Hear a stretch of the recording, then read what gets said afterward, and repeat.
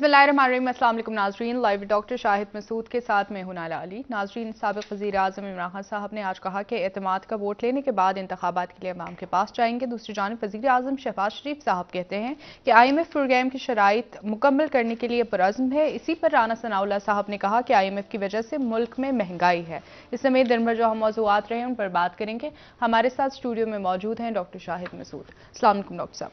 वालेकुम जी, आपको सर, एक तरफ तो राना सनाउल्लाह साहब कह रहे हैं कि IMF की वजह से मुल्क में महंगाई है, उसी पर शहबाज शरीफ साहब वज़ीर आज़म साहब ने कहा कि IMF प्रोग्राम की शराइत मुकम्मल करने के लिए पुरज़्म है। मुल्क का मुस्तकबिल मुआशी तौर पर आप क्या देखते हैं? देखें, दो तीन बातें। पहली बात तो ये कि राना सनाउल्लाह साहब ने कहा कि IMF कह रहा है कि बिजली और पेट्रोल की कीमतें बढ़ाई जाएं, और साथ ही उन्होंने ये भी कहा है कि मुश्किलात की वजह माशी बहरान है और सबसे ज़्यादा उसकी वजह IMF है। और दोस्त ममालिक कहते हैं कि IMF से मुआहदा करें फिर मदद करेंगे।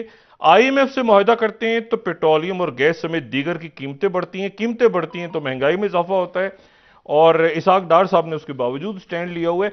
ये मुझे नहीं पता, हमारे प्रोग्राम में मैं इसके हमारे इंतहाई मोहतरम डॉक्टर अशफाक हसन खान साहब हैं और डॉक्टर फरूख सलीम साहब, उनसे ज़रा मैं थोड़ी सी एक अदबी सवाल करके ना उनसे, दोनों अपने मेहमानों से एक इंग्लिश लिटरेचर का सवाल करूंगा और उसके बाद जरा मईशत पे बात करूंगा। फरूख सलीम साहब अस्सलाम वालेकुम।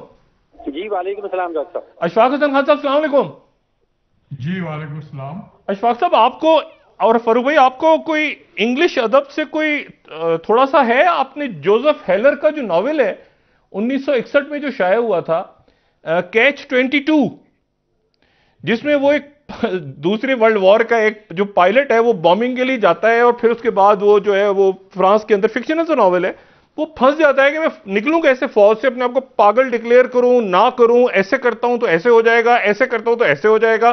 तो कैच 22, वो कैच 18 था शुरू में, बाद में कैच 22, नॉवेल बड़ा जबरदस्त।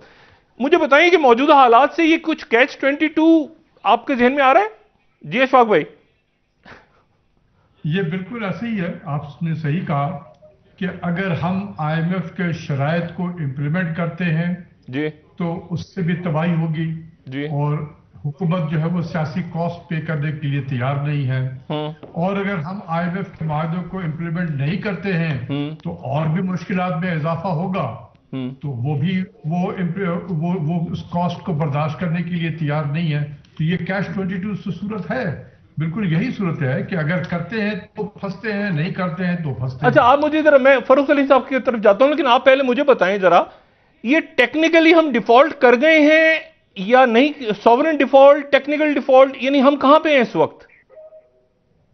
आप मुझसे पूछ रहे हैं? जी अशफाक साहब।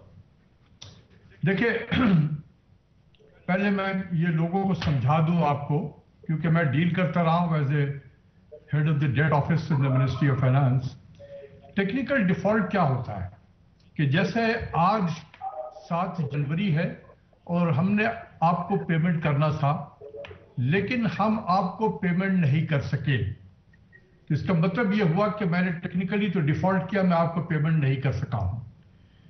आप मुझे, आपके पास 15 दिन के अंदर आप मुझे खत भेजेंगे कि डॉक्टर अशफाक साहब, आपने मुझे 7 जनवरी को पेमेंट करना था और आपका पेमेंट हमें रिसीव नहीं हुआ है। तो अब मेरे पास फिर 15 दिन रहेगा कि मैं उसका जवाब दूं कि डॉक्टर शाहिद मसूद साहब, मैं इस वजह से डिफॉल्ट नहीं कर सका, या मैं, ये मेरी मजबूरी थी और मैं इंशाल्लाह कर लूंगा फला पीरियड तक। तो मुझे लिटरली 1 महीना मिल जाता है। तो उस 1 महीने में फिर मैं क्या करूंगा? मैं फरूख सलीम साहब से लेकर पैसे आपको दे दूंगा वक्त से पहले। तो मैं वो ग्लोबल डिफॉल्ट से बच जाऊंगा। टेक्निकली तो मैंने डिफॉल्ट किया, लेकिन ग्लोबल डिफॉल्ट से बच जाऊंगा। तो ये है, पाकिस्तान ने अभी तक कोई ऐसा डेट नहीं है जो वक्त पे पेमेंट नहीं किया हो।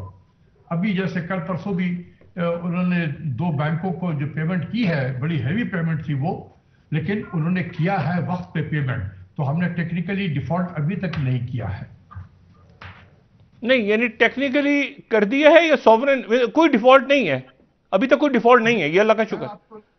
मैं आपको यही तो बताने की कोशिश कर रहा हूं कि जब किसी के पेमेंट ड्यू हो और उस ड्यू डेट में मैं पेमेंट ना कर सकूं, ठीक है, तो फिर टेक्निकली डिफॉल्ट किया है पाकिस्तान ने। लेकिन पाकिस्तान ने अभी तक कोई टेक्निकल डिफॉल्ट नहीं किया है। اچھا تو یعنی ہم اس وقت اگلے مہینے اگر یعنی ایک مہینے کے 25 دنوں کے تو اس کو ہم کیسے کس سچویشن سے ملا سکتے ہیں گلوبل لیول پہ مطلب یا پاکستان میں تو ایسا کبھی بھی نہیں ہوا یعنی کیسے یہ کون سے حالات ہیں اس وقت پھر کہاں پہ ہیں ہم اس وقت؟ دیکھیں ہم نے 1998 میں جب ہم پہ اکنامک سینکشن لگا تھا تو اس وقت بھی یہی کیفیت تھی کہ جب پیمنٹ کی باری آ رہی تھی تو ہمارے پاس اس کے پیسے نہیں تھے تو ہم کیا کرتے تھے ہم دوسروں سے لیتے تھے اور لے کے پھر ان کو وقت سے پہلے دے دیا کرتے نہیں لیکن دوسرے نہیں دے رہے ہیں نا اب دوسرے کہہ رہے ہیں آئی ایم ایف کی یعنی اس وقت وہ حالات نہیں ہے نا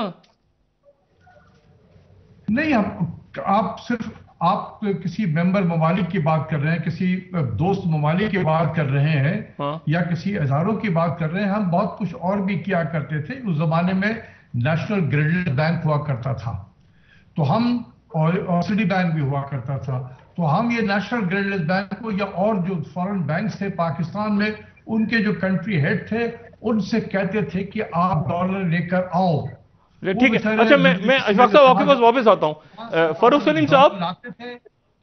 سلیم صاحب مجھے یہ بتائیں کہ 25 دن کے بعد کیا ہوگا اگر ہمیں سعودی عربیہ اور یو اے ای اور باقی ملک کہتے ہیں کہ انہوں نے تو پیسے رکھوائے تھے نا ہمارے پاس کہ ہم آئی ایم ایف کے ساتھ معاہدہ کریں آئی ایم ایف کی کنڈیشنز بالکل الگ ہیں وہ کہہ رہے ہیں بجلی بڑھاؤ پیسہ جو ہے وہ لیوی کے اوپر کرو اس کو ڈالر ریٹ کو اوپر نیچے تو ہم آئی ایم ایف میں اگر ہوتے ہیں تو وہ پیسے دیتے ہیں یہ بھی کل پوچھا ہے ان کی ایم ڈی نے شہباز شریف صاحب سے تو مجھے بتائیں کہ اگر یعنی 25 دن کے بعد کیا ہوگا اگر ہمیں انہوں نے پیسے نہیں دیے اور کہا کہ جی آپ آئی ایم ایف میں ہیں تو پیسے ہم دیتے ہیں آپ کو وہ کہہ رہے ہیں وہ پوچھ رہی خاتون آئی ایم ایف والی کہ آپ کو دے دیے ہیں پیسے انہوں نے سعودی عرب نے اور یہ کیا صورتحال ہے؟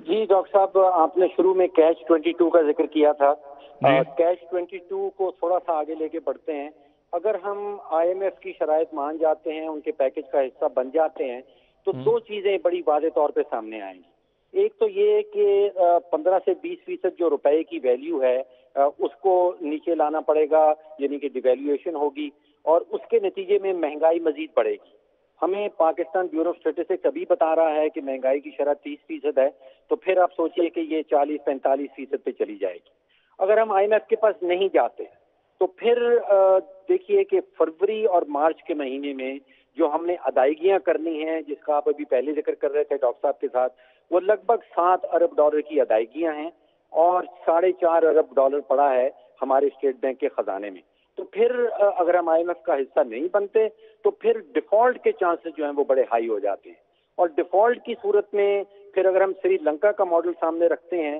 تو ڈیفالٹ کے نتیجے میں بے تحاشا مہنگائی ہوتی ہے اس کے نتیجے میں پھر ساری امپورٹڈ چیزوں میں قلت آ جاتی ہے اتنی قلت اور مہنگائی کے نتیجے میں سڑکوں پہ احتجاج شروع ہو جاتا ہے اور سڑکوں پہ احتجاج ہونے کے بعد سری لنکا میں ہم نے دیکھا کہ فوج کی تعیناتی کر دی جاتی تو اس وقت سچویشن تو ریئلی ریڈ الرٹ کے قریب ہے آپ دیکھ رہے ہیں کہ انڈس موٹر نے اعلان کر دیا بند کرنے کا سوزوکی نے بند کرنے کا اعلان کر دیا ملٹ ٹریکٹرز والے بند ہو گئے ہیں ڈالرز والے بند ہو گئے ہیں حتیٰ کہ نشاط چنیا جس کے مالک جو ہیں وہ میاں منشا صاحب ہیں جو پاکستان کی امیر ترین شخصیت ہے اگر وہ بھی اپنی ٹیکسٹائل مل نہیں چلا سکتے تو آپ سوچئے کہ اور کون چلا پائے گا اب یہ حالت ہے کہ بلڈ پریشر کی جو ادویات ہیں ان میں کچھ قلت آ رہی ہے کوئی 30% پاکستان کی آبادی جو ہے وہ شوگر کا مریض ہے آپ جانتے ہیں اب وہاں پہ ان کی ادویات میں قلت آ رہی ہے ایکس رے کی فلمز میں قلت ہے ایم آر آئی کی فلم میں قلت آ رہی ہے تو ریڈ الرٹ کی سچویشن ہے ڈاکٹر صاحب آپ کو کوئی خبر ملی کہ یہ جو دل میں سٹینٹس ڈالتے ہیں ایمرجنسی میں ان کی شارٹیج کے امکانات ہیں؟ ڈاکٹر صاحب سوال دہرا دیجیے. میں نے کہا جو ایمرجنسی میں سٹینٹس ڈالتے ہیں یہ ہارٹ کے اندر اس کی بھی کمی کہیں سے رپورٹ ہو رہی ہے آپ کے پاس کوئی خبریں ہیں ایسی؟ جی سنا یہ ہے کہ جو ہسپتال صرف ایمرجنسی ٹائپ کے آپریشنز ہیں وہ کر رہے ہیں اور جو الیکٹیو سرجری بہت ساری آ رہی ہے اس میں اس کو ڈیلے کیا جا رہا ہے. اچھا تو یہ لیکن ہم جو اچھا مجھے یہ بتائیں کہ وہ یہ کہہ رہے ہیں کہ جی آپ آئی ایم ایف سے معاہدہ کریں تو ہم پیسے دیں گے آپ کو. ابھی تک ان کی طرف سے یہ انڈیکیٹر ہے. یہ جو ڈونرز کانفرنس ہے اس کا نام اگر ہم اقوام متحدہ کی وہ سلائیڈ اگر ہم دکھا سکیں تو اقوام متحدہ کی جو انہوں نے جو اس کا نام رکھا ہے وہ انہوں نے UNDP کی جو 10th سلائیڈ ہے وہ ہے international conference on climate resilient Pakistan. اچھا، اور اس میں سے انہوں نے اگر میں US ایڈ کی سلائیڈ بھی ساتھ دکھا سکوں تو وہاں پہ ڈپٹی ایڈمنسٹریٹر ایزوبیل کولمن جو ہے وہ جنیوا پہنچ گئی ہیں اور وہ لیڈ کریں گی امریکن اسٹیٹ ڈپارٹمنٹ کی office of foreign assistance doctor Refina Rand کے ساتھ امریکن ڈیلیگیشن کو. ٹھیک ہے نا، اسٹیٹ ڈپارٹمنٹ اور ان کی طرف سے ڈپٹی ایڈمنسٹریٹر جو ہیں وہ آ رہی ہیں. یعنی ان کا کوئی ان کی جو MD IMF نے شہباز شریف صاحب سے معذرت کر لی ہے کہ میں وہاں پہ نہیں آ سکتی. اچھا، اب مجھے بتائیں ڈاکٹر صاحب کہ یہ جو اب اس میں تو وہی کہہ رہے ہیں کہ جی آپ پلان پیش کریں موسمیات کے حوالے سے. اس کا نام ڈونرز کانفرنس نہیں ہے اشفاق صاحب، یہ موسمیات کے حوالے سے وہ کہہ رہے ہیں کہ جی پلان پیش کریں کہ جی پیسہ کہاں خرچ ہوگا، کتنا چاہیے، کیا ہم نے ان کو پلان دیا نا، ہم کہہ رہے ہیں پیسہ چاہیے ہمیں 16 ارب. تو اب کیا ہونے جا رہا ہے؟ یہ ڈونرز کانفرنس نہیں ہے، یہ کلائمیٹ پہ کانفرنس ہو رہی ہے. جی بالکل آپ صحیح کہہ رہے ہیں.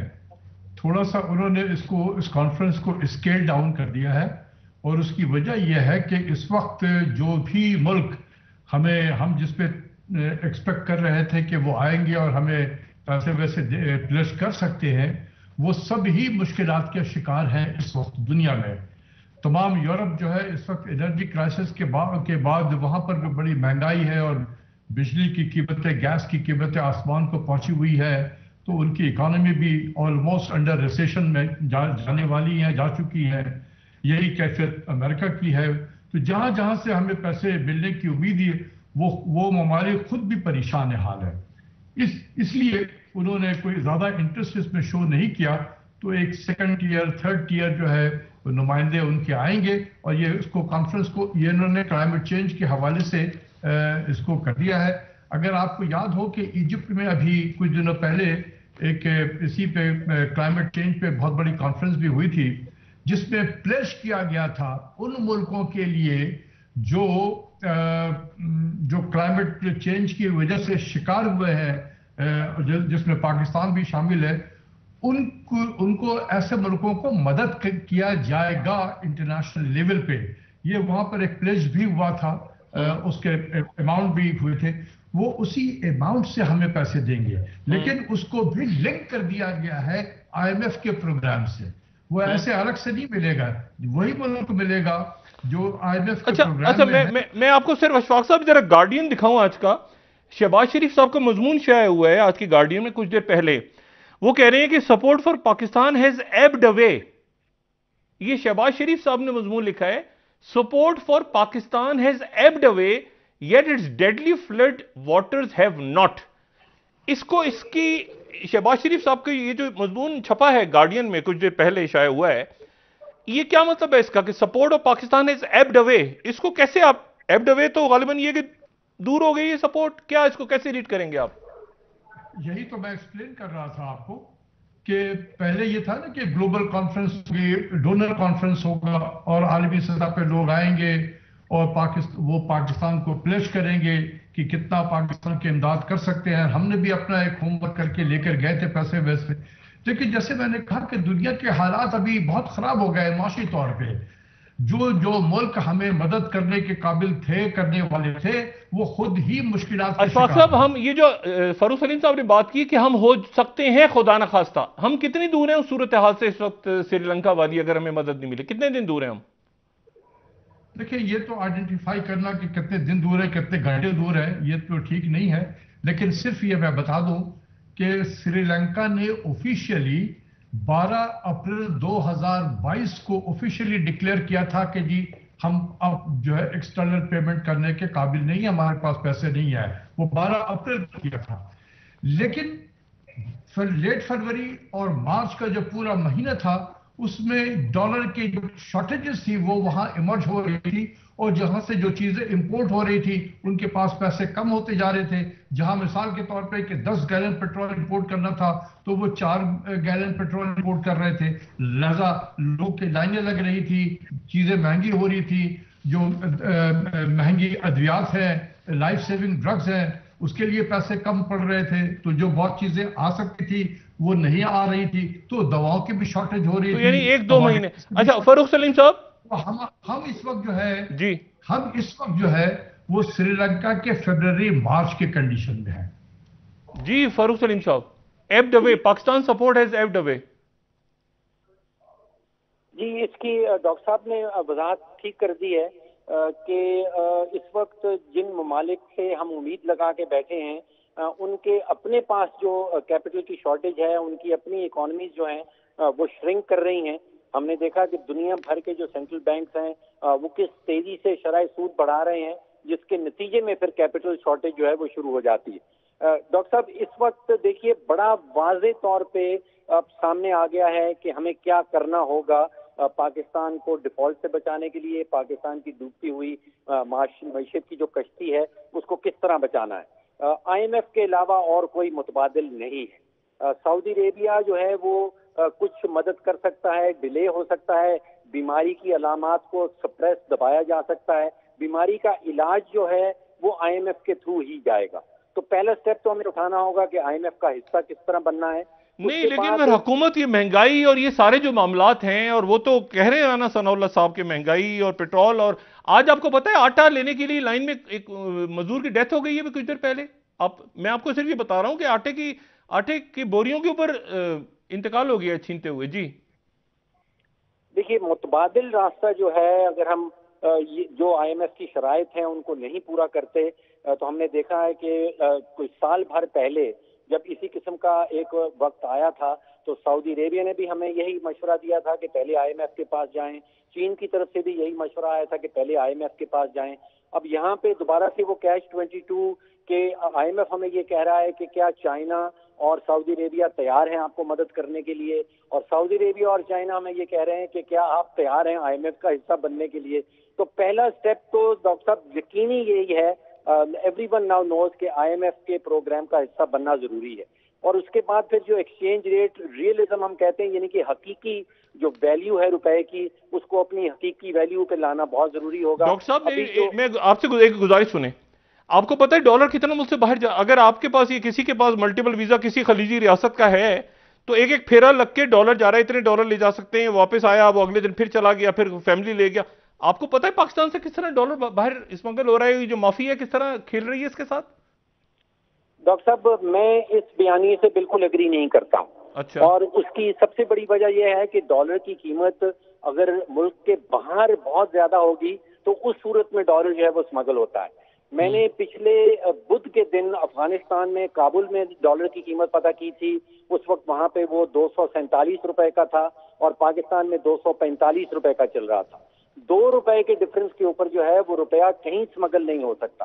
یہ میں سمجھ رہا ہوں کہ ڈائیورژن ہے، یہ اپنے اوپر سے الزام اٹھانے کا ایک طریقہ کار ہے کہ جی ہم تو کچھ نہیں کر سکتے کیونکہ ڈالر اسمگل ہو رہا ہے. نہیں تو آپ کا کہنا یہ کہ ڈالر یہاں پہ لوگوں نے پھر رکھا ہوا ہے، پاکستان میں ہی ہے.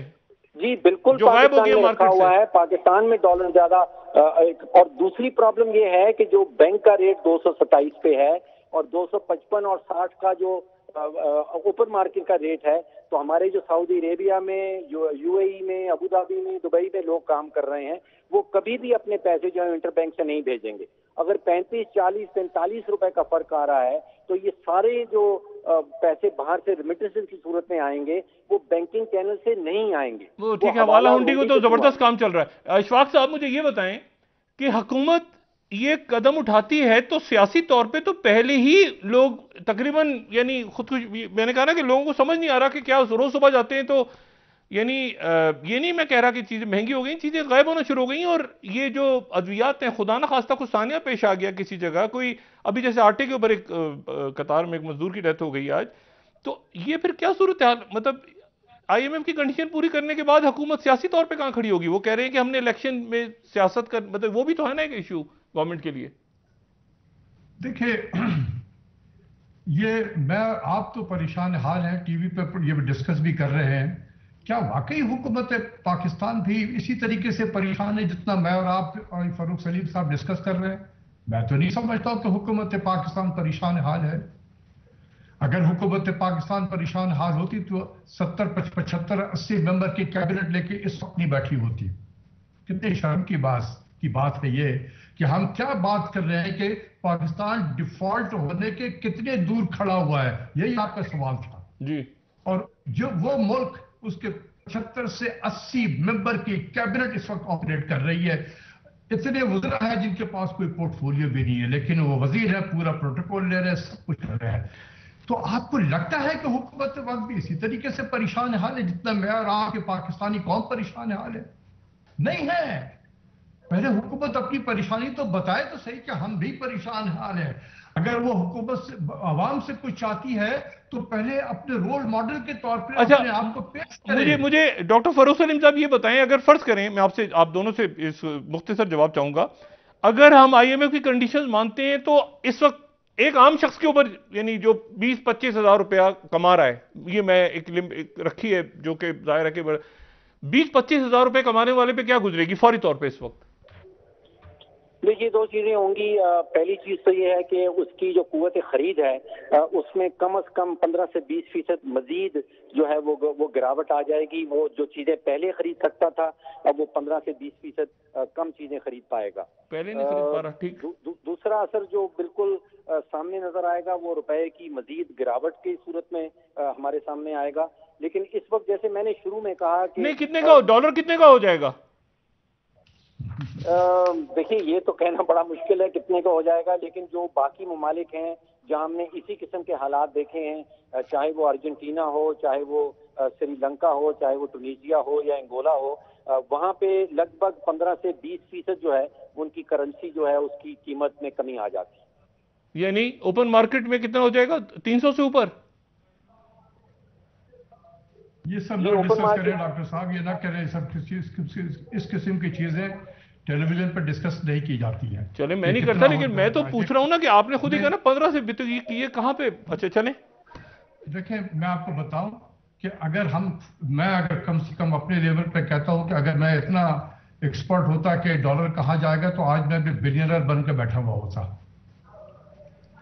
یہی کام کرتا رہتا. اچھا نہیں تو نہیں، کیا ہوگا؟ کیا میں یہ پوچھ رہا ہوں نا، کیا ہوگا؟ مطلب ایک عام آدمی آپ سے پوچھے کہ اشفاق صاحب کیا ہوگا ہفتے کے بعد، آپ معیشت جانتے ہیں، فاروق سلیم صاحب جانتے ہیں، تو کیا ہوگا؟ میں ایک سوال اتنا تو پوچھ سکتا ہوں نا میں. جی بالکل کہ کیا ہوگا ہفتے کے بعد، کیا ہوگا مجھے بتائیں. پاکستان میں 10 دن بعد کیا ہوگا آپ بتائیے ذرا، پیش گوئی کیجیے. بات نہیں، جب ہم نے ایکشن لیا آئی ایم ایف کے پروگرام کو ریوائیو کرنے کے لیے تو اس میں جیسے کہ کہا جا رہا ہے کہ آپ نے ایکسچینج ریٹ کو اور تھوڑا سا ہلانا ہے. جب آپ ہلائیں گے انفلیشن ہوگا، مہنگائی بڑھے گی. کتنا ہلائیں گے؟ انگلش میں نہ اردو میں سادہ الفاظ میں سمجھائیں کتنا.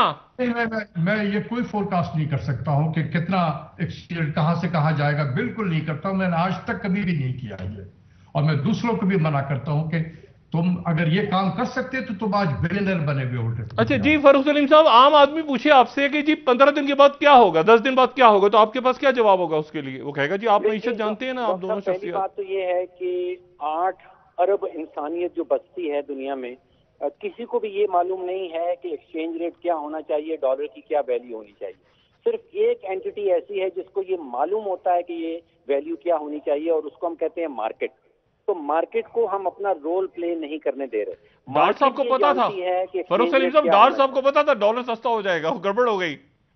جی دیکھیے میرا یہ یقین ہے کہ صرف مارکیٹ جانتی ہے کہ حقیقی ویلیو کسی بھی کرنسی کی کیا ہے.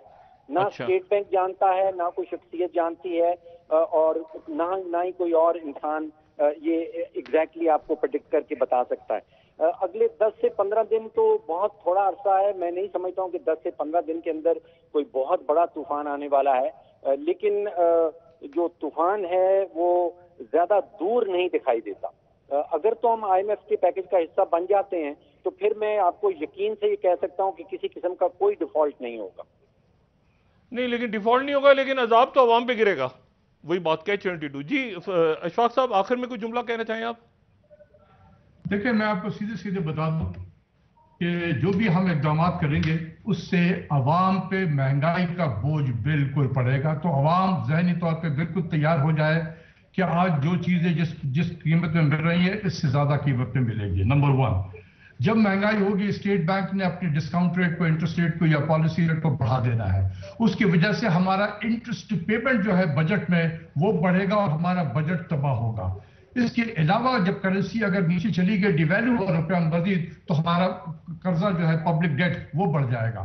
تو I can see more public debt rising at a much faster pace. ہمارا انٹرسٹ ریٹ بڑھے گا تو انٹرسٹ پیمنٹ بجٹ کا بڑھ جائے گا, ہمارا بجٹ کا خسارہ بڑھے گا. تو عام آدمی کو کیا, عام آدمی پہ یعنی بری اچھی خبر نہیں ہے. مہنگائی مہنگائی مہنگائی عام آدمی کے لیے صرف مہنگائی ہے. عام آدمی کو کسی ٹیکنیکل چیزوں سے اس کا انٹرسٹ نہیں ہے. مہنگائی مہنگائی اینڈ مہنگائی. بہت شکریہ فاروق سلیم صاحب, آپ کا شکریہ. اشفاق صاحب آپ کا شکریہ. مہنگائی مہنگائی مہنگائی 3 دفعہ, اور عوام پہ مزید پریشر. اچھا وہاں سے پیسے نہیں ملنے جا رہے. ٹھیک ہے, بریک لے لیتے ہیں. ڈونرز کانفرنس سے تو نہیں ملنے جا رہے, اور یہ میرے لیے زیادہ عجب سی بات ہے کہ کھانے پینے کی اشیاء یا فیکٹریز یا ٹیکسٹائل سے ہٹ کے اب جان بچانے والی ادویات, ایکس رے فلمز, اسٹینٹس اور یہ جو انسولین اور یہ سارے جو ہیں ان کی شارٹیج پاکستان میں پیدا ہو رہی ہے. ڈاکٹر صاحب بریک سے واپس آ کے اس پر مزید بات کرتے ہیں. ایک ہنگامی صورتحال ہمارے ساتھ رہی ہے.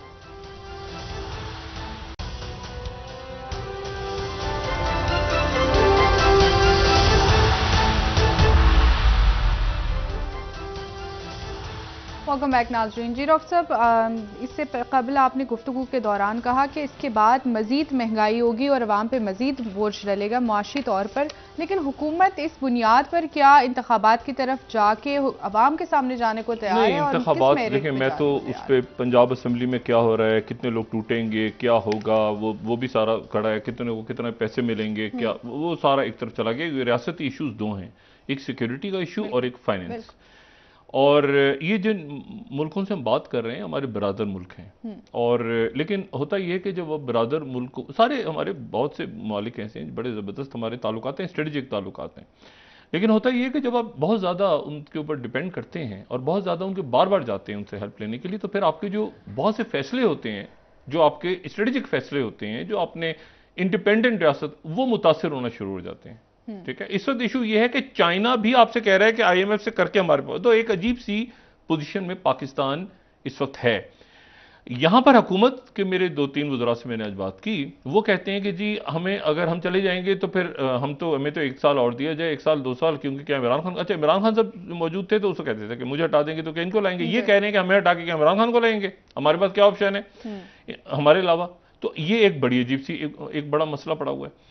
دوسری جو بات ہے وہ یہ ہے کہ دیکھیں, پھر میں وہی بات کر رہا ہوں, ایک تو کرسمس کی مبارک, آج آرتھوڈاکس جو کرسچنز ہیں ان کو مبارک ہو کرسمس کی. اور سب سے زیادہ کیونکہ جو مشرق وسطیٰ میں جو کرسچنز ہیں وہ آرتھوڈاکس ہیں, اور وہ جو ہیں وہ ایجپٹ کے اندر ہیں, اور وہاں پہ آج بھرپور انداز میں یہ منایا جا رہا ہے. اور وہاں پر ظاہر ہے کہ جو جولین کیلنڈر ہے, جس کو جولیس سیزر کے حوالے سے وہ کرتے ہیں, تو وہ 7 جنوری 14 دن پیچھے, لیکن اس سے پہلے پھر وہ 1 مہینہ پہلے جو ہے وہ گوشت وغیرہ کھانا بند کر دیتے ہیں. وہاں پہ خاص قسم کی ایک روٹی تیار ہوتی ہے آج, خاص روٹی, اس پہ 12 جو ہے وہ چھوٹے چھوٹے سوراخ, اور اس میں 12 تل اس میں ہوتے ہیں, خاص قسم کی روٹی. اور وہ 12 تلوں والی جو روٹی ہے وہ اس لیے وہ سرو کرتے ہیں کہ وہ حضرت عیسیٰ علیہ السلام کے جو ساتھ ان کے جو ہیں وہ ان کے جو ساتھی تھے اس حوالے سے, تو وہ روٹی بھی سرو ہوتی ہے. تو خاص ایک تو یہ بات ہوگی. دوسری بات یہ کہ وہ جنگ بندی نہیں ہوئی یوکرین کے ساتھ, وہ جنگ چل رہی ہے. تائیوان کا اپنا ہے, تائیوان میں پھر امریکہ کا جہاز گھوم رہا ہے, اور بڑی مشکلوں کے ساتھ یو ایس کانگریس کے اسپیکر الیکٹ ہو گئے میکارتی, کیون میکارتی, اور انہوں نے سرنڈر کیا آخر میں. مطلب یہ ایک دنیا کی تاریخ میں ایک عجیب سا خاص معاملہ ہے. امریکہ ایک سپر پاور ہے, بڑی سپر پاور ہے آج بھی, اور انہوں نے جو کمپرومائز کرنی پڑی ہے, تو کمپرومائز جو وال اسٹریٹ جرنل کہہ رہے ہیں, دا پرائس فار اسپیکر میکارتی. اور پھر اس کے بعد جو ہے وہ باقی ٹائم بھی کہہ رہا ہے کہ how McCarthy is concession to far right detractors کو ٹرانسفارم دا ہاؤس. اور ایل اے ٹائمز کہہ رہا ہے کہ جی Kevin McCarthy wins his dream job but a humiliating and stifling cause. ان کو پوری جو ڈیفینس ہے اپنی, جو آرمڈ کمیٹی کی چیئرمین شپ دینی پڑی ان 15 لوگوں کو, جن کے بغیر یہ نہ بنتے. یعنی اندر سے خانہ جنگی ہوئی ہے نا, اندر بغاوت ہوئی ہے نا, تو ریپبلکن نہیں بن. لیکن ابھی بھی ایک پرابلم آ رہے گی, کچھ قوانین پاس ہو جائیں گے, لیکن چونکہ سینٹ پہ کنٹرول ڈیموکریٹس کا ہے, وائٹ ہاؤس ان کا ہے, تو اس لیے وہ ویٹو پاور وغیرہ رہے گی. تو ایک کھچڑی پک گئی ہے امریکہ کی ڈومیسٹک پالیٹکس کے اندر بھی. اور وہ آپ یہ دیکھیں نا کہ یہ ہٹ بھی سکتے تھے، لیکن انہوں نے یہ کیا کہ انہوں نے وہ جو رائٹ ونگ، یہ دیکھیں ٹائم کہہ رہا ہے ٹائم دوبارہ کہہ رہا ہے کہ فار رائٹ ڈیٹریکٹرز، ٹھیک ہے نا، انہوں نے جناب یہ کہا کہ ہمیں آگے اسلحہ اور دنیا کے اندر جو یہ بلز پاس ہونے ہیں کہ کس کو کتنا اسلحہ دینا ہے، کس کی کتنی فوجی امداد، وہ کمیٹی ہمیں دو. یہ کمیٹی نہیں دینا چاہا، آخر میں انہوں نے سرنڈر کر کے وہ 15 ووٹ دینے کے لیے کمیٹی دے دی. اب یعنی دنیا جا رہی ہے کہ انتہا پسندی کی طرف. وہ ٹرمپ پہلے انتہا پسند ایک خاص ان کا مائنڈ تھا، اب اس کے بعد یہ اسپیکر نے بھی سرنڈر کر دیا. تو بہرحال اسپیکر ہاؤس تو بن گیا، لیکن ایک عجیب سا ایک وہاں پہ اب امریکہ کے اندر جو قانون سازی ہے وہ ایک عجب سے انداز میں ہوگی. ایک تو بات یہ ہوگی. دوسری بات یہ ہے کہ دیکھیں یہ شہباز رانا صاحب کی جو سٹوری ہے ٹریبیون کی، جو سیکنڈ سلائیڈ میں، government set to sell LNG plants to Qatar, یہ ایک افسوسناک بات ہے. افسوسناک بات اس لیے ہے کہ یہ کمیٹی انہوں نے بنائی ہے اور یہ فاسٹ ٹریک بیسس پہ پاکستان اپنے 2 LNG پلانٹس ان کو بیچ رہا ہے quietly. The government is quietly delisted 2 power plants which over 4 years had been put on the active list for privatization. ٹھیک ہے، to raise an estimated 1.5 billion. یہ 1.5 billion ہم جو روٹین کی ہم نے کرنی تھی، پرائیویٹائزیشن کمیشن بنا ہوا ہے یہاں پہ، وزارت ہے، اس سے نکال کے ہم نے جلدی سے قطر سے $1.5 ارب پکڑنے کے لیے 2 ان کو LNG دینے کا فیصلہ کر لیا فوری طور پہ. اور اس کے لیے اس کی مالیت کتنی ہے، یہ مالیت کتنی، پرائس کیا ہے، ہو سکتا ہے 2.5 ارب ہو سکتا ہے 1 ارب ہو سکتا ہے 3 ارب ہو. وہ جاننے کے لیے ہم گئے سنگاپور کی کمپنی کے پاس. سنگاپور کی کمپنی سے ہم نے کہا اسیسمنٹ کرو اس کی. اس سنگاپور کی کمپنی نے کہا 1 منٹ ٹھہر جائیں بھائی جان، آپ جو ہیں آپ نے ہمارے $1.7 ملین پہلے کے دینے ہیں، وہ ہمیں پہلے پیسے دیں 1.7 ملین، تو پھر ہم آپ کو بتائیں گے LNG پلانٹس کی قیمت کتنی ہے، اسیس کر کے بتائیں گے آپ کو. ہم وہاں سے بھاگے، ہم نے قطر کو دے دیا. اب مطلب دیکھیں بات یہ ساری کہ اب یہ مطلب یہ ایک ایسی صورتحال ہے، میں نے کہا نا، جس میں اسٹریٹجک فیصلے، آپ کی ملک کے اندر کا سوشل انٹرسٹ بڑھتا جا رہا ہے، پلان کا نہ ہونا. یہ ہمارے پاس سیلاب والا پلان بھی نہیں ہے. وہ آپ کو یہ جو کانفرنس وہاں پہ ہو رہی ہے جو جنیوا میں، جو موسمیاتی تبدیلیوں کے حوالے سے، اور ڈیزاسٹر پاکستان میں بہت بڑا ڈیزاسٹر ہوا ہے. وہ شہباز شریف صاحب بات صحیح کہہ رہے ہیں کہ دنیا، لیکن پھر یہ کس کا کام تھا؟ یہ تو وزارت خارجہ کا کام تھا کہ وہ دنیا کو بتاتے. اور کلائمیٹ میں، اور بڑی زبردست وہاں پہ شہری رحمان صاحبہ بیٹھی ہیں، انہوں نے پریزنٹیشن بھی دی. قائل ایک وزیر، ایک وزارت نہیں، پورا ایک آپ کا حکومت ہوتی ہے نا پوری. اب ہم نے اس کی کیا تیاری کی، کیا ہمیں پیسے وہ جو مل رہے ہیں، انہوں نے کہا کہ آپ ہمیں پلان بتائیں کہ آپ یہ پیسہ خرچ کہاں کریں گے. اور پلان ابھی تک ہمارے پلان ہم نے کہا ہمیں پیسے دے دیں ہم خود. انہوں نے کہا ہمیں 1 منٹ یہ بتائیں کہ موسمیاتی تبدیلیاں جو آ رہی ہیں، اس کا پلان کیا ہے آپ کا آگے، یہ پیسہ کہاں خرچ ہوگا، آئندہ آپ سیلابوں کو کیسے روک. ہم آپ کی مدد دنیا کرنے کو تیار ہے، پلان دے. پلان ہم نے نہیں بنایا. ہم نے کہا نہیں، آپ ہمیں پیسے دے دیں، پلان ہم بعد میں. انہوں نے ڈونرز کانفرنس کا نام ہی بدل کے اب وہاں پہ تقریریں ہوں گی موسمیاتی تبدیلیوں کے حوالے سے، گلیشیئر کیسے ہوتے ہیں، یہ دیکھنا. اب یہاں پہ امتحان کھڑا ہوتا ہے کہ جو شہباز شریف صاحب نے گارڈین میں کالم لکھا ہے آج، اس میں انہوں نے کہا کہ دنیا ہٹ گئی ہے. اس کا مطلب ہے کہ ان کو انڈیکیٹر ملا ہے. اب لیکن مسئلہ یہ ہے کہ پھر اتنے تمام عرصے کیا ہوتا رہا. یہ $12 ارب 1 سال پہلے تھے، اور اس سے پہلے 17 ارب کے قریب تھے. تو وہ یہ پیسے کہاں سارے چلے گئے، اور ہمارے پاس کوئی پلان کیوں نہیں؟ یہ 20 دن بعد ہم ڈاکٹر صاحب، معیشت کی زبوں حالی کا تو ذمہ دار اس وقت یہ حکومت جو ہے وہ ماضی کی حکومت کو ٹھہرا رہی ہے، لیکن اس وقت $1 ارب واپس کر کے ہماری حالت خراب ہو گئی. ہم نے $23 ارب دینے اس سال، $23 ارب قرضے کے واپس کرنے ہیں، مدد نہیں، قرضہ جو لیا وہ اس کی قسطیں کرنا ہے. ڈاکٹر صاحب بریک لے لیتے ہیں، واپس آ کے بات کریں گے مزید. ناظرین ایک بریک ہمارے ساتھ رہی ہے.